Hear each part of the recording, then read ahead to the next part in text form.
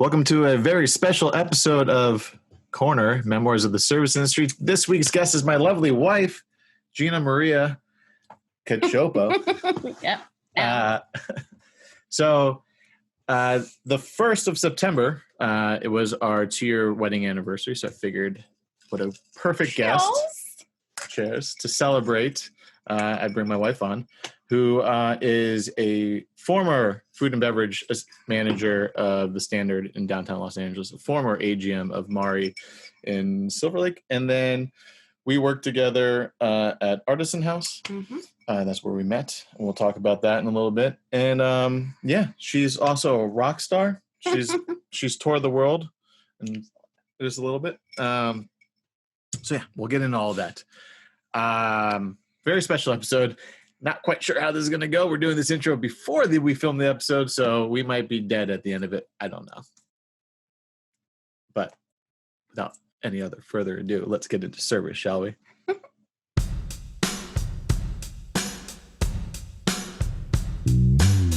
You're listening to Corner, Memoirs of the Service Industry, a podcast set out to document the lives of those who work in service and hospitality. I'm Eric Cachopo, and I'll be running the front of the house tonight. I'm a 22-year vet in the bar and restaurant scene and have worked and managed everything from Michelin star restaurants to dive bars and everything in between. I'm sitting down with members of our industry to talk about why they love doing what they do and share some stories along the way. Around every corner is a new story, a new hire, and a new experience. All right. Welcome, Gina. How are you? I'm good, Eric. How are you? Are we going to just talk with our radio voices the whole time? Yeah, I mean, we should. All right, so. I think so. It's very hot in here. It's hot in here. We're filming this. So everybody knows. We're filming this on the hottest day of the year. It's 111 It's 111 degrees outside. And then. Also, we're recording at like the hottest time of day in our actual guest room. Yeah. Well, it's office now. I feel like it's a drinking name now every time we talk about how this room is an oven, but it's true. There is a window there, and that's where the sun is setting and beating down on us, and it's hot. If our skin's shiny, it's because we're sweating. Yeah, well, also we just have really great skin. So what are you talking about? But we have our Negronis, yeah, our cocktail of choice. It is our celebration of our anniversary was the first, as I mentioned in the intro. So we're kind of celebrating all week. So glad we didn't kill each other. That's true. Through COVID, we could have easily killed each other. Yeah, 2 years went by really fast. Super fast. I mean, it helps that one of the years was a pandemic and there was nothing going on to distract us. But yeah, being stuck with somebody for a really long time and close proximity, I mean, you're But we had good training, though. We worked together. For trouble. I know a lot of people who broke up or can't wait to break up because they're still stuck together. Yeah. Until COVID's over. But I think, our love of food.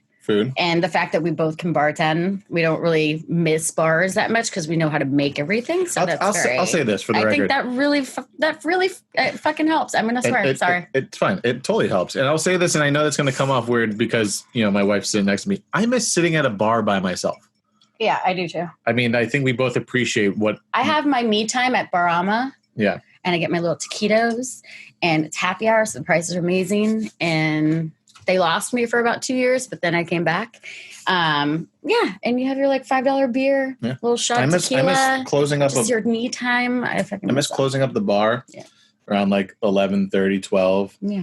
And then walking to my nearest dive bar and sitting down and having a mezcal shot. And me picking you up once you're officially buzzed. All right. It's okay because I was buzzed too. So, as I mentioned in the intro, Gina is a former food and beverage manager of the Standard, which we will get to, former AGM of Mari, which I've touched upon in other episodes because she worked with last week's guest, Douglas, and the second episode, Topher. They were both my bartender. Well, Douglas was a server. Topher was my bartender and actually my bar lead. And then Douglas was my server who was constantly late for work. So we've talked about, we'll talk about you being late to work here in a minute. Okay. We've talked about, some touch around some of the craziness that went into Mari. And I'm sure we'll get into that in a little bit of detail. And then we both worked at the now infamous Artisan House. But yeah, so Gina, okay. First question for you. Yeah. walk us through a very quick thing of you moved here to LA in 2001, we've established. Yes. You went to school at FITM. You were trying to be a singer at the time and doing that. No, I wasn't trying. I was like actually doing it, but sure. Well, at 2001 you were doing it? Yeah. All right, good for you. So most people come here to try to do that, and eventually they do it. I know, but I really got lucky. Within a month, some girls, some very, very, very bad girls that I ended up, I don't know. It's like a magnet, bad girls. You're a bad girl magnet? Okay. Sometimes. No, in my 20s I was. Now I'm a little bit more discerning, but there were just girls in my class and they knew all the places to go. They were all hooked up already and they knew where to go for underage drinking and they never waited in line at like the best clubs and stuff. And so I just kind of got in with them very quickly, very early on. And because of that, I just networked my butt off. Yeah. And I was at, Las Palmas and Nacional when like these places were just like celebrity central. So I was rubbing elbows with like, Will.i.am and then, just kind of like getting on their level essentially. It didn't always work, obviously, but it was a very embarrassing moment with Vince Vaughn. I'll never forget that. Goes in to try to, so he went in, I thought what he was really doing was trying to cheers me. And I thought he was giving me his drink, like he bought a drink for me because I was an entitled little shithead. And so I go to take his drink and he's like, whoa, whoa, whoa, whoa. He's like, no, I was just trying to cheers you. I'm like, It'd be a lot cooler if you gave me your drink, man. No, I was devastated and I left immediately after. Oh, poor young. But yeah, no, you. I networked, got in with some bands, backup singing. That's how you start, Yeah. It's kind of like the same thing with bartending. That's kind of how you start. You have to, often start as a bar back, kind of just like beg and plead your way into a position. And whether that's cleaning the floor, or, the one in charge of taking the slop buckets back or, polishing tables or being like the mojito muddler for pre-service. So that was like one of the first bar gigs you had, bar backing. Where was it? Well, I just would like to say for one thing. Sure. Very, very first service industry gig where I really learned how to muddle was at Hot Dog on a Stick. I was in charge of the lemonade and I had a gigantic muddler. So muddlers, but times 10, right? It was like as tall as me and I'm muddling the lemons. And that was my first real gig. With the ugly hat. And it was just awful. And it lasted maybe a month. But I mean, we've been together for how long? I still haven't had a photo of you wearing this outfit yet. And I know your mom has one somewhere. We had it, but I think she got rid of it. It's a shame. I know. Sorry. Your fantasies are ruined. But no, moving forward. Yeah. Spanish Kitchen was kind of like my reverse, like little intro. Spanish Kitchen was in West Hollywood. For those who don't know, was, the Morris, Greg Morris was he was a restaurateur. He had Spanish Kitchen. He had the Belmont. A lot of people still know about the Belmont. And then there was Stone Fire Pizza. So it was just a little trifecta. And within that, like, God, I met some of the most incredible people that I'm still friends with to this day. Really got my feet wet. I ended up becoming the hostess manager. And that's where I met Sarah and hired her. Yep. From my friend Sarah, sorry, out of context, but we bounced around so. You're at one, which means that you could go across the street, and then when somebody couldn't make it to their shift on somewhere else, you just kind of like you had 3 jobs always. Right. So that was kind of your introductory as a young adult into the hospitality world. I know you've had Hot Dog on a Stick, and we all had my mom gave me shit for saying it's just a funny story. 22 plus years. She goes, "What were you doing at 17?" I go, "I was working at a bowling alley. Like that's service. I was handing out shoes. It is." Yeah. Hospitality is service. I mean, it's the first job is kind of a big deal. I was 13 years old for crying out loud, Yeah. It's like it's a big deal. 13 with your worker's permit. And, All right. So you got a taste for it through at the time, one of the higher class, restaurateurs in Los Angeles. There's definitely a pedigree within it. So you're getting a good training from the beginning. So then, all right, flash forward, a couple odd jobs here and there, a couple music gigs here and there. Yeah. First time really bartending, where was it? First time. Like the first time you're really sinking my teeth in. I mean, like I told you, there was like catering gigs here and there where I kind of like really learned my mistakes because I could afford to. Yeah. I didn't want to do that for like an actual bar gig. Yeah. So, but I ended up, I after I went on tour to China, just to give some context, when I was like 29, 30 years old. And when I came back, I didn't know what I was going to do. A friend of mine who's a restaurateur, Michael Grajewski, at the time didn't have a restaurant that he owned, but he was working towards it. And he got me into Universal Bar and Grill, that piece of shithole. God rest Universal Bar and Grill. It's so bad. It's gone now. It was a glorified stage for my band and I. This place is it's 500, like, 600 square foot. It's like where of a bar. It's like where strippers go to die. Yeah, strippers go to die there. Speaking of which, good segue into it. I got trained by. She said she was a former stripper, but she always was the first one to show her tits when I was singing on stage. So you can take the stripper out of the girl or something along the lines. Once stripper, always stripper. I don't know about that, but she was a sweetheart. She was a whole mama bear. She took me under her wing and just showed me the basics. Showed me how to like free pour, how to just a lot, pretty much everything. I got my feet wet there, and then moved on. Moved on to where did I go from there? Artisan House. It was straight to Artisan House. Yeah. All right. I was there for 4 years. So for context around that time is, I've talked about a little bit of my career. I was at Artisan House went there as an expo, did that for about a year, and then served towards the tail end of my expo. So I was expoing some days, serving some days. And then I was bartending, and there was literally a part towards the very end of my career where the Uncle Bob, as he's been so... Are we interviewing you? Well, it's giving context to our lives. Where there was a part where he would send everybody home and have me do everything. So he'd send the expo runner home, he'd send the servers home, and I'd be a bartender shift, and I'd have Uncle to Bob, he hired me. I'd have to do it all. So it was annoying. So I left, obviously, and we talked about that with Jake, how I left. I came in after you left, and you were literally my replacement. I left, and you were the next hire behind the bar. Yes, but Uncle Bob, as we call him, I call him that. Nobody else calls him that. I'm just going to say the only reason why I was hired, he didn't even look at my resume. He could care less that I could bartend or not bartend. He literally just looked at my breast. That's why I call him Uncle Bob. Constantly like even did maneuvers like this to try to get like even a better peek. Should we just move this? No. I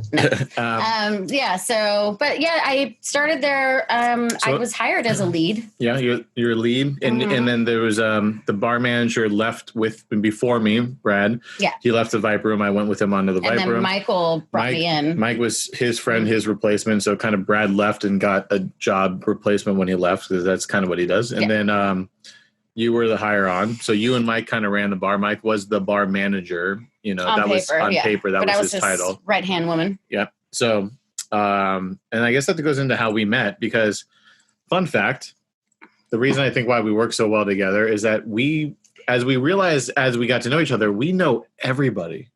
All of our friends. That was way down the line. After we started like really dating, we found out how many people we the point being is that we hung around the same circles for years, have a really good close relationship with the same people, but never met each other. Cool. But before that, the thing is that what he's not mentioning is very important. He still lived across the street from Artisan House. So it was a very convenient little stroll across the way before he went to his cooler job at Viper Room, right? Exactly. And I would get free food from the But when I say cooler job, he really played that fucking, that hat. He was coming in with his leather jacket and I am cool, sitting at the bar and always eating the same like total shishi like salmon and kale salad. Because that's a badass meal. Yeah, and so, but he would always sit at my bar, and even though there's ample seating on the other side, like it's a split of, anybody's been to Artisan House, one side was market and cafe, kind of with a whole bunch of little seating tables, privacy galore, like I like to sit at a bar by myself. And then the other side where I was a full-blown bar. I mean, we're talking like a 16 seats, pretty lengthy bar to be, but to be fair, I was sitting by myself. So he was sitting by himself. I didn't have customers, but I kind of enjoyed my me time not having customers at that before the rush comes in, and then you are just like wall-to-wall action. But he would come in like a lot, like I don't even know how many times a day, and just sit at the bar and order water. Because I was about to go As a drink my bartender, face we off love at it when the people Viper just Room. order water. Again, this was my lunch before I had to take a 2-hour bus ride to West Hollywood from downtown Los Angeles, and I knew I was going to drink my face off that night. And the last thing I want to do is be drinking at lunch. No, I understand. Like, that's cool, the reasons behind it, but and still, you had a TV behind the bar. And I don't understand why you would sit and annoy me every time. Annoy you. You did annoy me. You just ask for water. Yeah, but then you would just sit there all smug and shit. And I love him, but seriously, like at first I really, really was annoyed by him. And mainly because it's more of like a selfish endeavor there. I was in a band and I was really like gung-ho about it. And I saw that a lot of my girlfriends had shot with the fantastic photographer that he is. And I also knew that they shot with him for free or for trade. And when I asked him one time, I was like, hey, I need some band photos. I also need some new headshots and stuff, because I did a little bit of acting here and there. And he was like, oh yeah, for sure. I'll send you my rates. I still stand by that. I'll tell you why. And I've said this to you 1,000 times before. Interesting. The people I shot that were your friends, we shot as just kind of bullshit out in the day shooting. It was for nothing for them. It was for nothing for me. It was just kind of to build my portfolio. I had a rule that I'm fine to shoot whatever, but the moment a client is going to make money off of my photographs, I want to be paid for it. Promo pictures of your band and headshots for you as a young actress, those are things you make money off of, hence the reason why I sent you my rates. Okay, I don't know where you've been, but you worked at the Viper Room. Clearly, musicians don't make money at anything. So, the whole idea is it furthers your career. It should also further my career. I'm just kidding. Some musicians do. So, I annoyed the crap out of you for a long period of time. You had a really fixed opinion. I seemingly refused to shoot you in your band, and you didn't like me at all. Cut to... I did like you a little bit. I had a minor crush on you. I thought you were I just thought you were I thought you were too cool. And like, it pissed me off that you thought we were too cool because I thought it was pretty cool, but you kind of lowered my cool meter a little bit. So really? It was like annoying. I'm being transparent. So cut to it. That's news to me, but cut to a year later, in walks her new AGM of Arson House. This guy. Fucking A. I'm sure you were absolutely thrilled. I was pissed. I was not okay with it. I was like, I'm so much more qualified.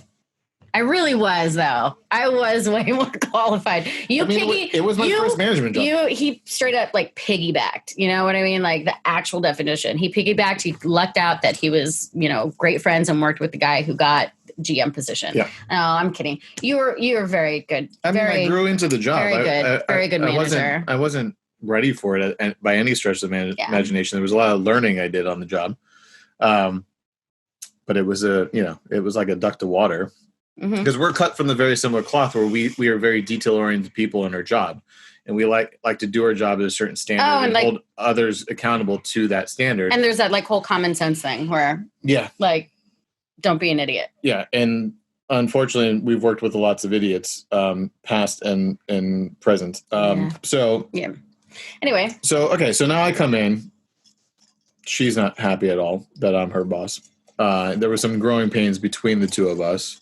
Also, because they hired another girl to come in and gave her basically what was my position. A lead. Well, to be fair, we came in with a letter. You know this. We came from a letter from the past management.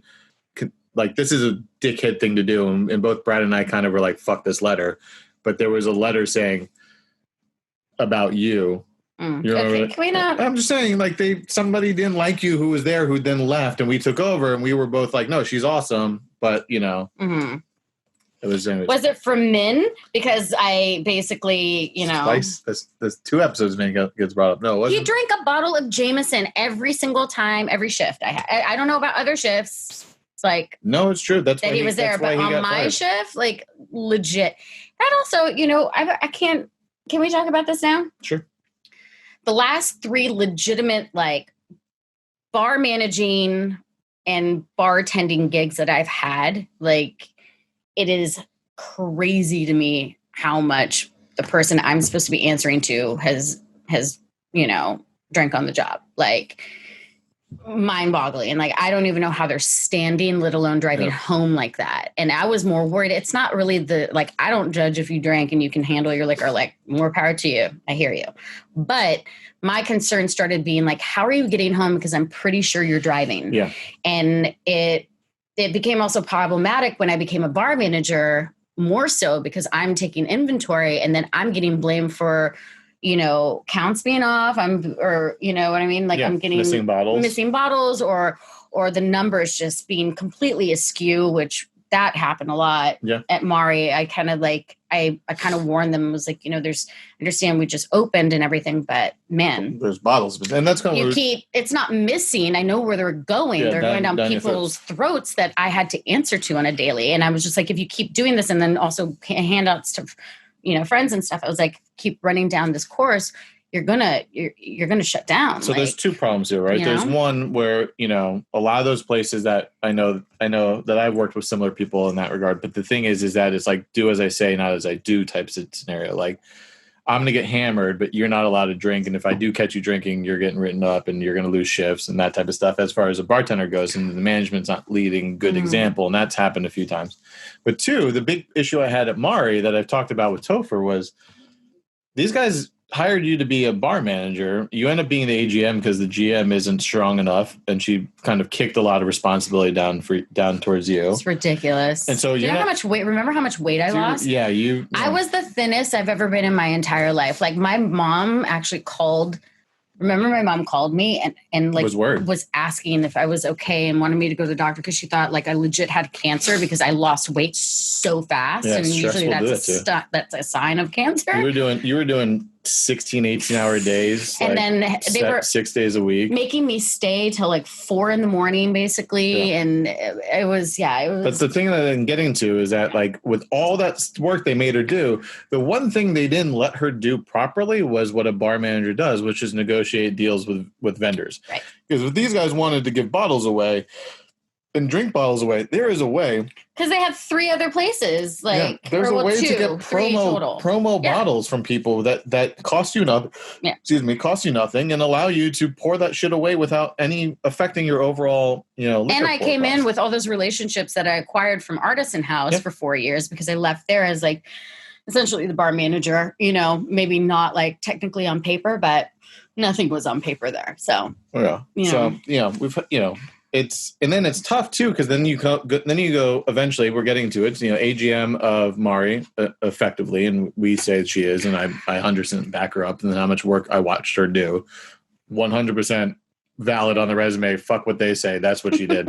Then she goes from that place because they let her go and then close up shop a month later. Like they knew that they were closing. Well, it wasn't like a let go. I hate that word let go because I was laid off. They were downsizing because their numbers were so terrible. And they ended up closing. That's why. And this is like basically exactly what I said would happen. And I'm like, drinking the bar away. They were not that it's not that they were drinking. And it's not even possible for 3 human beings to drink the bar away and to be at a level where they're closing it down. It's because they were giving product away to their friends and to their family, and they were super popular people. So I mean, let's be honest, White Buffalo came in and I kind of like almost crapped my pants. Yeah. And because we're huge fans of him, and he shot him many times and like used his pictures and stuff. And so he happened to be like the best friend to the owner. And I was just like, of course, how am I going to deny you pour after pour after pour? You're the White Buffalo.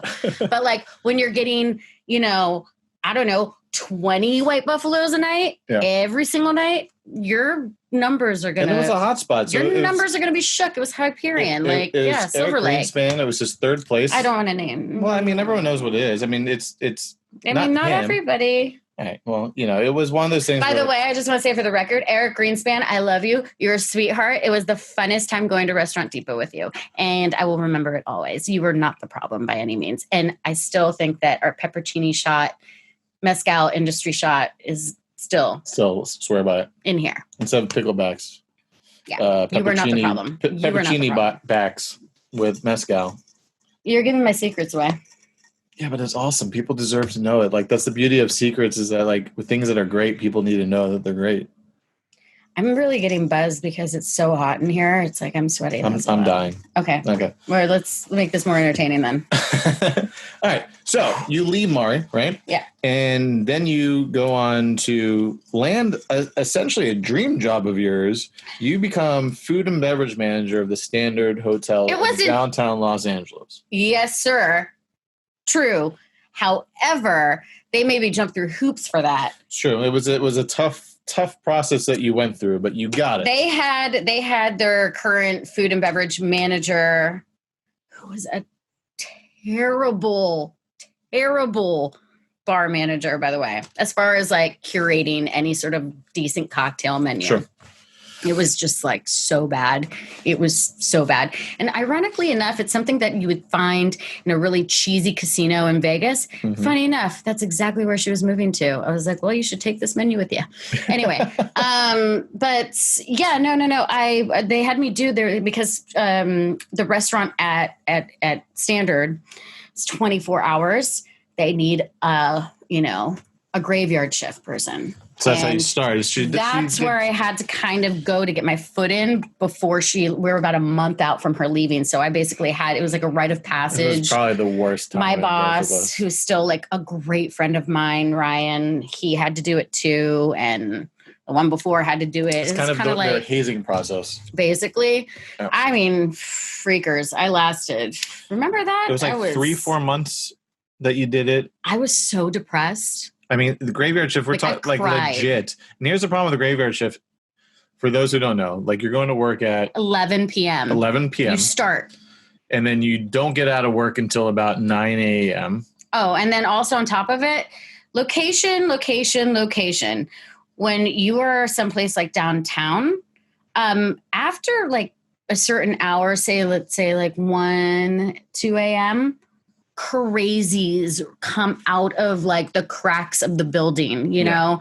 And I mean, I little 5'2" like me had to basically go and face it. We had security, but like security kept getting cut back.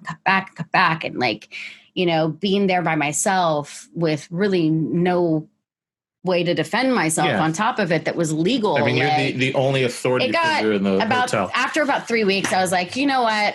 Here's the position. If I got to do this one more week, I'm out. Yeah. Like I can't, I'm not your girl. You guys need like, I hate to be, the girl who says, oh, girls can't do it, but I mean, I'm sorry, but I think there are certain positions where like girls or women, if they're going to do it, they probably need just a little extra help. Right. Because me competing with a half naked homeless man who has like a hypodermic needle sticking out of his arm, who's like 6'3" and just roided out because, he's like running 100 miles a day, not knowing it because he's cracked out. Like, you know what I mean?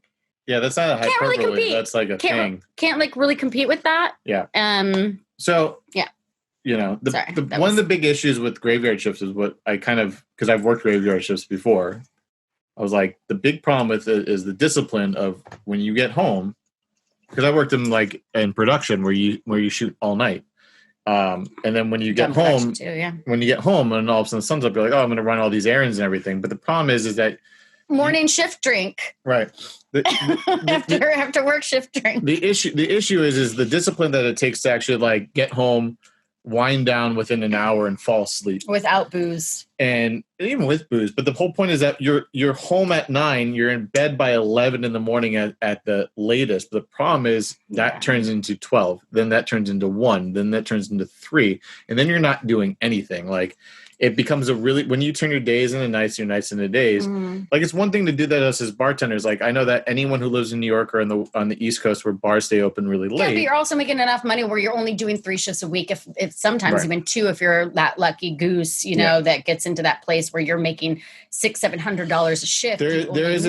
I was saying there's a slight difference for us turning our days into nights being bartenders and closing a bar down and not getting home until like 4 o'clock in the morning versus working a graveyard shift where being legitimately is like you are up all day. You're up 20 hours. It's hard to actually sleep like when you do this. And that was kind of how her life was. And she thankfully stood up for herself. So I can't fucking do this anymore. And even more thankfully, the standard was like, we don't want you doing it anymore. Here's, Well, they started seeing like an abnormal amount of so that was lack of a better word, hoodlums coming in and giving good old Gina a little visit. It's like, I don't know, news got around or something. They're like, oh, the new graveyard shift manager is not like this cracked out dude who is from Russia anymore because he got fired for being cracked out. But like, it's this little blonde haired girl. Yeah. So that was so out of there, back into food. Now you're full-blown food and beverage manager of the Standard Hotel. Yeah. And the Standard. Want to know the craziest thing that happened there? Yes. Because I don't think everybody really wants to know so much about like my history. It's like 20 plus years I've been in the service industry. Woohoo. Awesome.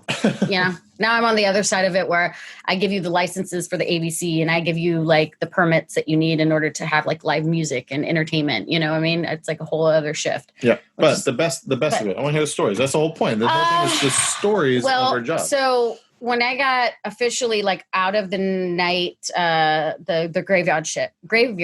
Why did I? You just went Boston there. Whoa! Did you hear that? I swear. Anyway, graveyard shift.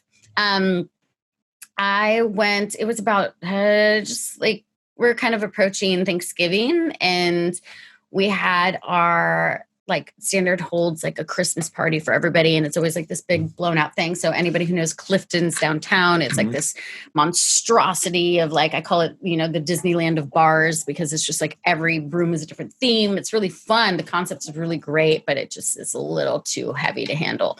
Anyway, that's where our party was. And it was so new. I didn't really know anybody yet. I was still trying to get to know people and I was still vibing everybody out. He's obviously my date to said party. And literally like that night that the party was going down, a girl jumped off the roof of the Standard. Or it was the night before. The night before? It was the night before. Yeah.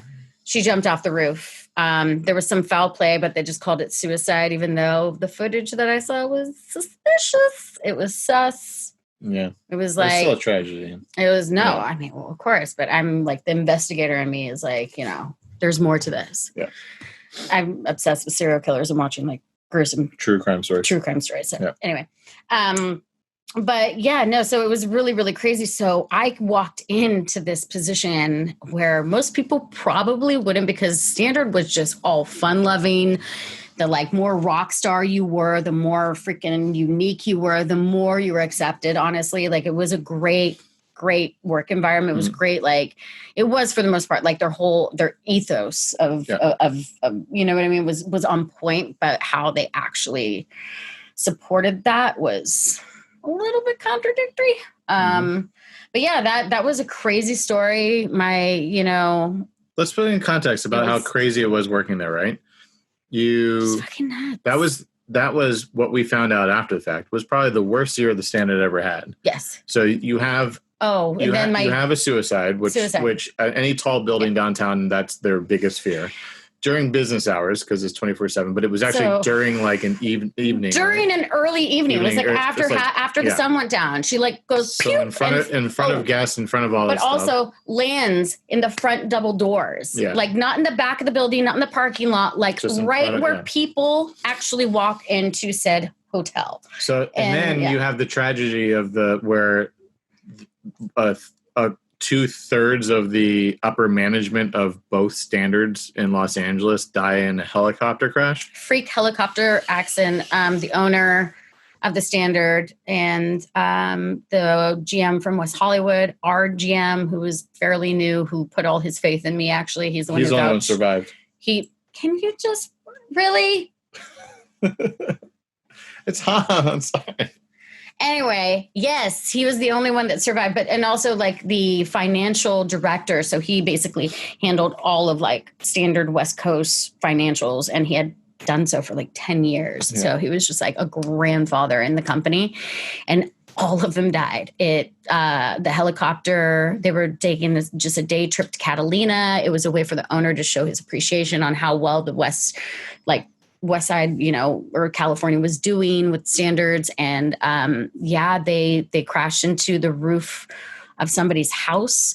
Apparently the inside story was that there was it was a married couple's house, like elderly couple, that the helicopter crashed into. And the husband had just gotten out of his bed because his wife had just made lunch and asked him to come down, and he hesitated because he was like in the middle of a movie or something. And then she screamed at him, like I would probably scream at you, be like, honey, it's getting cold or something. He gets out of bed and literally like 2 minutes later, a freaking helicopter fin just goes through like the bedroom right on the bed that he was laying in 2 minutes before. Like that is some shit. So, the lesson here is like, men, listen to your wives. It's true. If you want to live. Also true. A long life. So needless to say, you were not working at the most opportune time in the Standards. It was literally one, and like not even just a little tragedy. It was like one tragedy after another. Like the height of the definition. You know what I mean? It's not like, someone like broke their foot going down the stairs, or it was just did you see that fight in the lobby? That's so traumatic. No, it was like a woman died and splatted in front. I saw like just a little bit too much, from like a bad cleanup. But that was another highly illegal thing that went down. Okay, I don't think we had to get into so much of those details. Sorry. You got it's like the booze. It makes me a gossip queen. All right. So that happened. Anyway, it was a fun run. I was more like talking about like, okay, so at the Standard, you were not only were you just a food and beverage manager, meaning that like, whatever that was like, just talk about the difference between, running a hotel essentially in the food and beverage program in a hotel. Well, yeah. And then running a bar in a restaurant. Like what's the differences for people who've never worked in a hotel?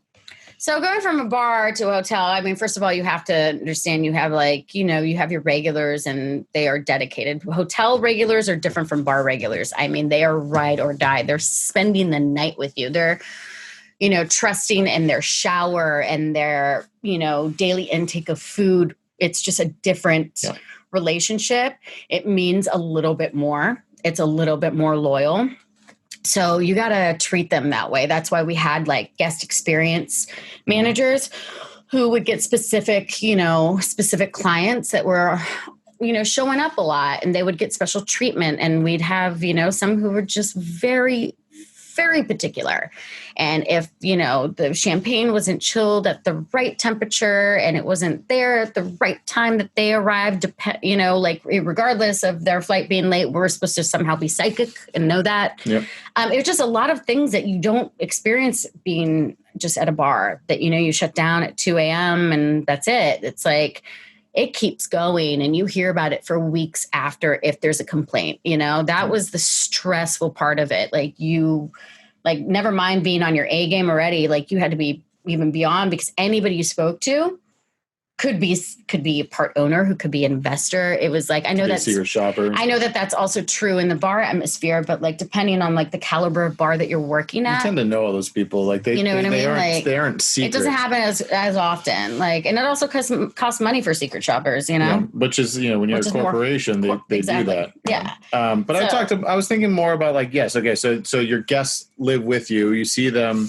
And instead of like a regular coming in every happy hour, this person is coming down for breakfast, and you might see them at the beginning of your shift. You might see them at the end of your shift. And they might be through the whole day.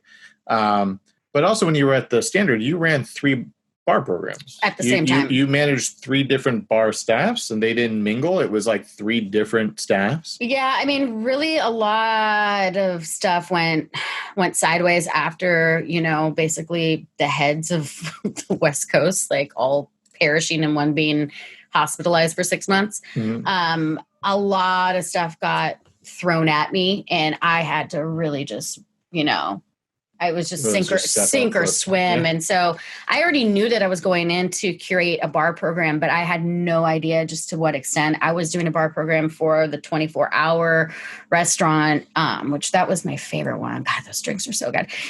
Sorry, I'm now, okay, but they were. And then paddle room, if anybody knows about the ping pong little fun shindig on the second level before where you go into the elevator to take it to the roof. That had to be completely redone because, Spin was no longer going to be with us. So their contract ended and they decided to keep it that way. Spin is Susan Sarandon's concept of a ping pong bar. A lot of charity events. They pulled their licensing contract with the Standard when she got there. So then Sandra had all those ping pong tables, so they just changed the name to Paddle Room. So with that, they wanted a whole brand new concept and drink menu that was kind of fun, and they would swing me back and forth on concepts. I mean, which goes to your question that you had for me earlier, like what goes into curating a cocktail menu. I was going to get there, but that's fine. Well, what goes into curating a cocktail menu? Honestly, like it everything has to do with what the place is, first and foremost. Lay of the land. Like, what are we looking at? Small bar, big bar, then obviously food. Are we serving food? What kind of food is that? What's going to complement with that? Does it have to complement food? And then are we going to have happy hour? Because a lot of places actually don't have happy hour. So if you're going to have happy hour, you need to also always think in the back of your head, how am I going to produce a simpler version of the $14, $15 cocktail that's going to now be $6 or $7, right? Yeah, if it's possible. So if it's possible, which I made it possible at Murray. But the thing is those are the things I think about. I always like to take a trip around the neighborhood, whether it's driving around or walking around, and go to neighborhood bars and kind of see and like observe and see what people are drinking, see what, kind of everybody's fancying and what dishes are, being ordered. All of that goes in. Which is smart. I did that same thing too. It's like you're pricing the neighborhood. You want to see what it's surprising how many people don't do that. You want to see what Buffalo Trace goes for by the bar next door and know that, okay, well, can I price it a little bit more because we're a little bit more Who can I call to get a little bit? Yeah. Or do I have to price it the same? And you want to kind of get the vibe of what people are spending around your surrounding area, which a lot of people don't do, which is literally what I just said. Yeah. He did this a lot in Artisan House too, by the way. I would take her ideas as mine a lot. Yep. I'll admit it. Thank you. It only took me marrying you. That's all part of my plan. But I take all that into consideration. Obviously, ownership. One day when we're owners, I swear to God, like we're gonna have. You're gonna want to work for us. That's all I'm gonna say. Yeah. But, a lot of them haven't ever washed a dish in their lives, have never really, they like what they like, and they're not the creatives. They don't know, so it's like trying to convince them is just literally pulling teeth sometimes until you can kind of prove a concept through happy hour. And that's what I would always get my foot in the door with, something that was just adamant about and passionate about, that way. So. All right. So. And then also, clientele, obviously. Clientele matters. And then also curative. Like I'm a big cook, as you know. So, and having like kind of a well-developed palate really, really makes sense. And just honestly, whenever I'm curating any sort of cocktail menu, whether it's big or small, it is completely contingent on balance. Like balance is everything. Personally, as a drinker, I don't like anything overly sweet, but I know there's cocktails that are meant to be just, sweet, and that's fine. Or like super bitter. That's great if you have that palate and that's what you like. But I do not like drinks like that personally. And you lean towards more the balance. I really like I'm savory, but sweet. I want tart, but I want a good example is bitter. I want just a little bit of everything. I made a drink at Clayton's. It was a riff off of a brown derby. But it was a time infused rye.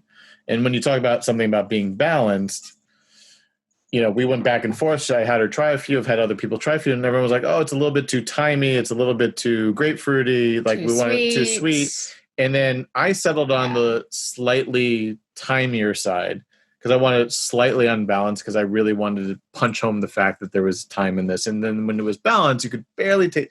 So it's about knowing that, like, for lack of a better term, the balance within finding a balance in the cocktail. Yeah. It's kind of knowing that sometimes you have to push it in one direction or the other because it actually makes for a better drink. Well, I respect that. But like for me, like, any cocktail menu that I've come into, I've also, it also has a lot to do with the season too. Season is a big deal. Season's huge. Yeah. I mean, staying on top of it and being seasonal. Yeah. It's like whoever's a consultant that came into Artisan House afterwards just put Amaros on all Amaro cocktails. And did you even talk to Jake about this? Because Jake and I wanted to literally, we would have secret talks about like, how can we get him so fucked up that he gets fired? Like we had contingency plans. Like we were ready to like really oust this guy. I mean, okay, look, these cocktails are delicious, but you don't want them in the spring and the summertime is when he made them. You want them in the fall and the wintertime. But Also, he was coming from Republique. Yeah. Okay. Does anybody know where that is?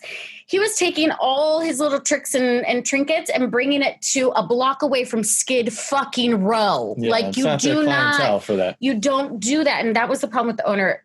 Just in general, he kept comparing the place to some places that he'd been in. Jones on 3rd or Beverly Hills. And it's like, we're not that. This is not our clientele. Look at the fucking numbers. Like, everybody loves rye. Everybody loves whiskey. This is a beer heavy bar. Like, let's do some stuff that like caters to that, you know? But no. Here comes, Dick Hole with like 1,000 Amaro recipes. Oh, no, sorry. The other Dick Hole. Over there. All right. So, Gina had this great idea for the show, so I figured I'd use her as my guinea pig for the show. She thought it'd be, I know that I have kind of been feeling like some of these conversations are becoming repetitive. There's only so much COVID stuff we can have, so we're kind of thinking of a reformatting slightly. And Gina had a great idea calling it the last call questions. Now you're trying this with me? I'm trying with you. We went over it earlier. You're shocked. I know. A series of questions to ask the guest to kind of just make sure we get some nice little like. Why does my head look so much bigger than yours? Because I'm telling you, the camera has a weird. Guys, this is camera sorcery. My head isn't bigger than yours. I think your head is slightly bigger than mine. Is it? Oh, because I'm smarter. Yeah. Heard it here first. Smarter. All right. Last call questions. We'll run through a few. And also, hey, for the listening audience at home, I'm open to suggestions. If you have certain questions you think I should be asking as guests, please leave a comment below and let me know, because I am if nothing questions you're dying to hear about. You want to hear we've been getting a lot of good feedback. It's kind of peeling back the curtain of an industry that most people who are listening aren't part of. Also, like other states, like holy crap! Like what is it to bar manage in freaking Kentucky? Like what's it to be like a bar back in I don't know, like New Jersey. You know what I mean? Like that's like just the stories alone from New York from bars closing down at like 4 a.m. Like it's a whole different. All right. So last call questions, Gina. Yeah. Okay. What makes a great regular? And what makes a regular become a huge pain in the ass? What makes a great regular? Being a bartender that's on their way to their shift. It is the best regular one can have. It's the Give me a shot. Give me a shot. Give me something I can drink quick, and then I'm going to tip you just I'll pay for 2 of them. For 50%. That is the best regular. Yeah. Hands down, Angela Gomez. She was fantastic. Golden. I knew I had it ready for you. As I saw you walking down the street, I would Prosecco and some shim board. And I know she's going to want to have 2. So I have one chilled in the fridge. Anyway, that's and then she was on her way to her bar gig. And so that's beautiful. What was the worst? No. How does a regular become, the theory of regulars are people who we see day in and day out. They always I know what they are. Right? Well, for the people who aren't aware at home, I have to play to the common denominator. How does a regular become a huge pain in the ass in a bartender's idea? Like, what makes them become from somebody you're excited to see every day to somebody you dread seeing every day? Okay. First, I cannot stand shitty tippers.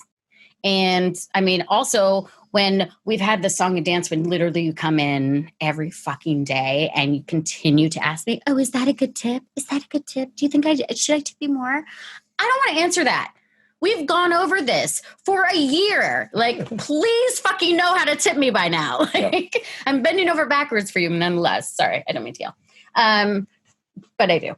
I think a good rule of advice is if you are going to be a regular in a place where you're in there more than twice a week, because there's twice a week regulars, there's once a week regulars, there's people who come in they'll come in every Friday, that's fine. But if you're going to be there on a, say, daily basis, one, don't order more than you can put a good tip on. Because that's the worst is when you rack up a $200 bill and leave a shitty presenter. Or how about just, not getting so shit-faced that you forget to tip altogether. Or forget to pay. Yeah, that happens. Because that happened a lot.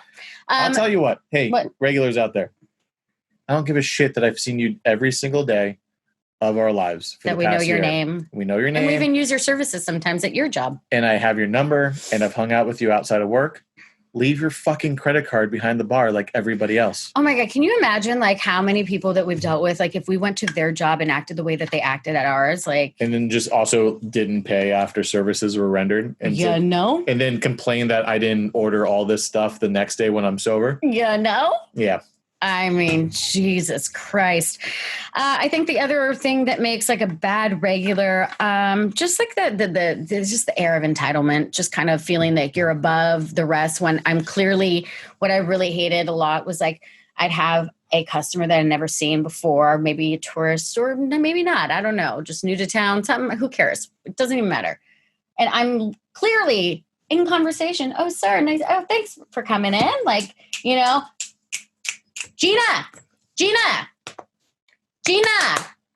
are you fucking kidding me? Like, it's insane. Yeah. And I mean, I can't tell you how many times I'd be in conversation with that said very person, and then their phone would ring and they would answer the phone call while we're in mid-conversation while I'm trying to take their order, even though I have a full fucking bar. And I just wanted to grab the phone and be like, yeah, she can't talk right now because I'm going to interrupt and take her order. Should have done that. Should have done that, but I would have gotten fired. So, okay, tips for regulars. If you want to be a regular at a bar, tip well. You don't have to tip great. Just tip well, right? I don't need 50%. People think that well is, you can't leave that to 20%. No. Just tip 20%. How about, this is the thing, even though I'm coming from service industry, I do not condone bad behavior. So if you are a fucking dick to me, even though I'm in the service industry, I'm not going to tip you for that. It's true. Sorry. But I'm talking about from a regular standpoint, if everything goes according to plan. Yeah. Tip 20%. Don't have to. You can tip 18. The point is tip 25 is best, but yes. But if you're going to be there every single day, I'd rather take 20% every single day than 10% one day and 25%. Then just give me just be consistent with your tipping. 2. Ian's great, consistent. 2. Yeah. If you're a regular, you're not you're not my first. Like, I know you're there. I see you're there. But my job as a bartender, when I was a bartender, our job as a bartender is to turn every other guest that's in that bar into a regular. So we know you're there. We know you're drinking. We're going to make it because we saw you walk in. You don't need to flag us down. You don't need to bother us when we're talking to other people. We'll just make it for you. Excuse me, sir? Yes. Was the last call question for you to answer too? I'm helping out. I just, it's regulars is the thing. All right, moving on. Okay. Did I always have the scrunch in my nose? Was that the one you're talking about that you like? Yeah. I love that one. You're lying. I'm going to fill it. Okay. We've pretty much covered all the other last call questions. Really? This isn't a really last call thing. Like, what's your favorite? What's the worst drink? What's the worst drink that somebody could order? Right. What's the worst drink that somebody could order in your opinion? No, I just asked you. Me? Yeah. A Long Island iced tea at a nice restaurant. Really? That's it? Yeah, have some. When I was at Arson's house, we had a wall of whiskey. We had almost every whiskey that was there, scotches. And some kid would come in who's just 21 and go, "Can I get a Long Island iced tea?" And I would always go back to him and was like, "Are you 14 at your cousin's wedding? There is great here." Sometimes people just really want to get fucked up quickly because it's not the place to do it. Not the place to do it. It's a nice weddings restaurant. are very depressing for a lot of people. Also, big pet peeve is, what can I get? It's my birthday. What can I get for free? I do that. all the time. Yeah, but not all the time, once a year, clearly. You don't want to ask a bartender for a birthday shot because most bartenders I know will literally take the bar mat and pour it into a shot glass and give it to you. So that's him. When anyone said it was their birthday, I love birthdays. I feel everybody should feel like they're super special. I would run it on LA Weekly front page if I could. But or even like in the sky. Anyway, so the thing is, I get so excited, and I mean, because being a bar manager for the majority of the last 10 years, I had the authority to make those decisions. I would always get somebody something free on their birthday. I'd be first of all, what do you like? And if it was too complicated, be like, you're getting a glass of cheap champagne. And then sure. But don't just like the people coming in and something. Oh, I don't drink. Okay, I'm going to make you a mocktail. You know what I mean? Mocktails are underrated. I really enjoyed that. I really like making the customer feel special. And the best thing is also when, somebody hasn't tried something that they most likely would never have tried, but you introduce it to them and then that becomes their thing. I mean, that's okay. That leads me to another last question. That's awesome. What is your go-to cocktail for someone who says, I don't know what I want, just make me something you like? I know a lot of bartenders cringe at that, but I actually really, really loved it. Because it's the science and the chemistry of bartending that really intrigues me most of the time. It's just like it's kind of like baking. You do have to be pretty accurate. That's why I'm all about jiggers. That's another thing. Free pouring, impressive, cool guy. But unless you're at a dive bar and it's just like whiskey and cokes all night, cool. Like free pour all you want. But when it's like craft cocktails, I am a stickler when it comes to jiggers. Like you have to use them. You have to. I am so annoyed when people don't use them and they think, and every time I've tested someone on it, they've failed. Yeah, every time. That's all right. I bypassed the question. What was the question? What is your go-to cocktail to make for somebody? Like, do you have a go-to cocktail when somebody goes, you know what? I don't know what I want. Yeah. Make me something that I've never had before. East Side. East Side? Always a winner. Gin is the thing. Like gin to me. But in East Side can be like, I mean, it could be vodka. It could be vodka. It could be mezcal. It could be anything clear. Really, yeah, it's better. I think is the best with gin as far as. And then anything, another popular one, anything with like basil and blackberries. Considering if they were in season, like a smash. Mm-hmm. Smash is always more so. I hate to admit it, but more so for the female. Flea male. Some of them. Anyway. And I have the person in mind that I'm thinking of right now.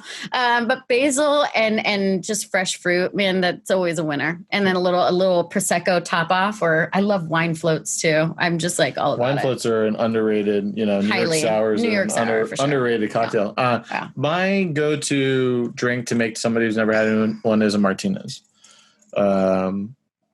It usually gets. What is it with you, Martinez? You just really like that. It's just a great cocktail. It's a fantastic cocktail. It's wonderful. It's a way to get you into gin. I think most people who don't like gin don't like tonic because the only thing they think of is gin and tonic, and what you really don't like. Gin's got a bad rap for a long time. What you really don't like is tonic. Like gin is fantastic. Oh, tonic. Like tastes like earwax. Unless you make it yourself, unless you make your own, tonic syrup, it's any like Seagram's tonic sucks. It's not worth it. What is like the worst cocktail anybody could ever say? You walk into a place and you're just like meeting someone for like the first time and they order a drink for you, just like assuming that they know what you want. What could the worst cocktail that they could order for me? That they could order for you? I mean, I already said my Long Islands and all the variations. No, but that's the worst cocktail you can make for somebody. That's also the worst thing somebody could order for me. But I will tell you what: if somebody brought me a Cadillac margarita, I would probably really, really be upset. A Cadillac margarita? Yeah, with the Grand Marnier on top, and it's just super sweet. Okay, Queen Elizabeth over here. I just like a simple traditional margarita: lime juice, agave. That's it. Nothing else. I don't need Cointreau in it. I understand it. That wasn't the question, though. Then I misunderstood the question. That was the question. Like, what would be the worst cocktail somebody could order for you? Yeah, it would be a Cadillac. I'm shocked because it's just not that bad of a cocktail. So it's too sweet. It's always going to be too sweet. Like an adios motherfucker would be more accurate. Again, but an adios is a. But would you ever find yourself in a place that served those? No, but again, a Long Island variation we've already talked about, which is an adios, which is LA water, which is Tokyo, blah blah blah, and blah da da da da. Those are all. I don't know how to make any of those, by the way. I'm gonna admit it because I've never been in a situation where I had to. It's just all different variations. Exactly the same. It's in Long Island is Coke, a splash of Coke, and then adios is a splash of blue. All right, everyone knows. Whatever. Hey, okay. Yes. So, quick question. Dying of heat. What's up? What did you think of me at first? At first, I thought you were awesome. As I'm sweating as I answer the question. He also took pictures of me that I found secretly in his camera, like while I was bartending, like a creeper. What? I was testing out new lenses. I was coming on. It's like, but you're not the only one on there. Fucking Jake's on there and Sammy's on there. No, lies. No, I thought you were rad when I came in. The photograph thing wasn't a personal ask. I thought you were awesome. I wanted to check out your band. You came in the Vibe Room and played, and I was like, dude, that was like the best. We were like fucking awesome, and I said that. That was one of our best shows still to this day. The only problem was that I didn't utilize that catwalk as much. We brought up the catwalk. Such a pussy on stage. I mean, I really should have been. Yeah. So I thought you were rad. I just said that out loud. Can we edit now? No edits in this. Unless the internet goes out, but I'm not doing a Zoom call, so no internet's going up. No. Okay, I have a question for you. Last question. All right. Out of all the managers you've had and worked with over the years, why was I your best? Good joke. You got the high squeak. That means it came from deep in the belly. Because it's I knew that would make her ludicrous. No, I'm sorry, honey. You were not. No. I actually really hated him as a manager. He had no sympathy. He really didn't understand. Like, my car was getting towed, literally sending pictures of said car getting towed on a Friday night, which if anybody knows what it's like to have your car towed on a Friday night, there are no like mechanics open on the weekends. So you basically have to drop it off, and then you have to find a place that's secure enough to drop it off, or else it's just on the street, right? And then there's Monday parking, like, crap that you have to deal with if you're not like living close to the area, all this stuff. And he's just blinders to it all. And he's like, okay, great. So when are you going to be here? Are you going to be here? Like, can you give me ETA? Didn't say any of that. I am literally stranded. I said, look, don't rush getting in here. Obviously taking care of it. Just get here when you can is all I said. So get here when you can. I told it's Friday you night and I need 2 bartenders. I cannot get there like until well after it even matters. Oh my God. Guess what? Who's a bartender? Who knows how to bartend? I know. At that time, you know how many times I have managed and I've had a bartender call out and guess who's just. Trust me, I've done it. Oh, that looks really bad without Shakertons. And I did it several times at Artisan House, and I was just like, get here when you can. I was sympathetic to your problems. Please never let me do that again, by the way. Double shake? Double shake without Shakertons in my hand? I'll do it for you. That's not the right way to do it. I know, but it's the funny way to do it. Colleen would be very proud that, With your butterfly wings? Yeah. This is the butterfly wings. All right. We're going crazy. We've sweated about a gallon. Our brains are melting from the heat. I'm not even kidding you guys. Like, it's so hot in here. It's like if we had a thermometer right now, it would read like at least 105. And this room is hot. Darling. This is why are you snorting? It's all right. I'm kidding. So for everyone at the listening audience at home, you need to check out my wife, which I cannot say that doesn't sound like my wife. Every time. Kazakhstan. He's from Kazakhstan. You know that, right? My wife just released a amazing new song. It's on Spotify. It's on iTunes, on all of them, called State of Grace. You want to go route11.hearnow.com, and it gives you like anything, whatever, gives all the links to everything. People like Apple Music, some people like iTunes, some people like Spotify, whatever. It's all there for you. Yep. Like, you don't even have to go anywhere else. It is Route 11, also ROUTE, the number 11 hearnow.com. I'll put a link below. But also, like, we're Route 11 Music on Instagram, Route 11 Music on Facebook. That's kind of really all. I know she's my wife and I'm biased, but unbiasedly, this song is amazing. You have to check it out. I am tremendously proud of her for putting it out and getting it to where it is right now. And actually, funny enough, one of our first, I guess, real dates, it wasn't even a date. I was just hanging out, and this was before we were actually like, we were kind of like cooled us off because we were working together. We had cooled off any romantic interest. Talk about cooling off right now, please. And then she invites me to a recording session of that song, and I help her get. This is the single that I just put out. Actually, Eric is completely 100% responsible for me getting to a vocal range I didn't even know I could hit. No joke. He did it. I was so frustrated. I didn't know where to go, and he's like, simple question, and looked me dead in the eye as I'm smoking my cigarette, and he's like, what would Chris Cornell do? I was like, like, it was just an aha moment, and I was like, let's get in there. I put my cigarette out. I was like, I can do this. Then she had an out-of-body experience. And then I had an out-of-body experience where I was literally shaking my leg. I was levitating, according to my bass player. So just in case, you want to hear some actual magic. And if you want to hear it, it's at the end of the track. You got to listen to the whole thing. Yeah, it's 5 minutes long. I'm so sorry, guys. But it's kind of like my Pink Floyd, Led Zeppelin. It's an epic song. But Route 11, we no longer play together, but maybe one day we will again. But there's a lot of music that we're going to release, a lot of music that was recorded that just needed to be put out there, and for whatever reason didn't over the years. And I've been pushing her, and I'm proud that she's starting to get it out there. And I highly recommend everyone go give her a like and a follow and download the track, and you won't be disappointed. It's phenomenal. You know what we never even talked about? What? Like what I'm doing now, job wise. We did. We touched on it.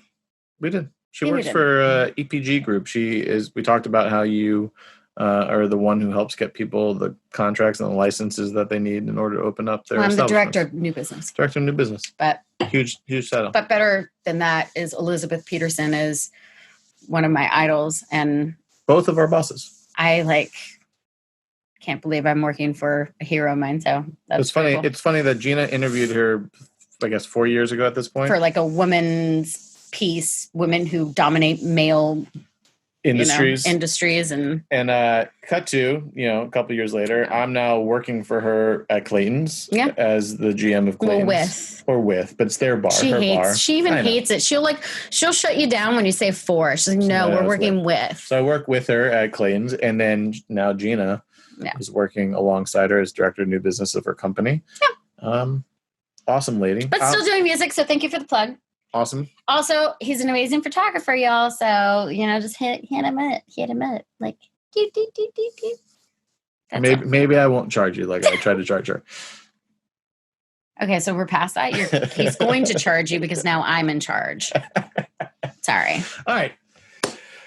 That will do it, folks. We're going to go take a nice cold shower because it is a billion degrees here. Because we're so horny. No, we got a cool desire for us.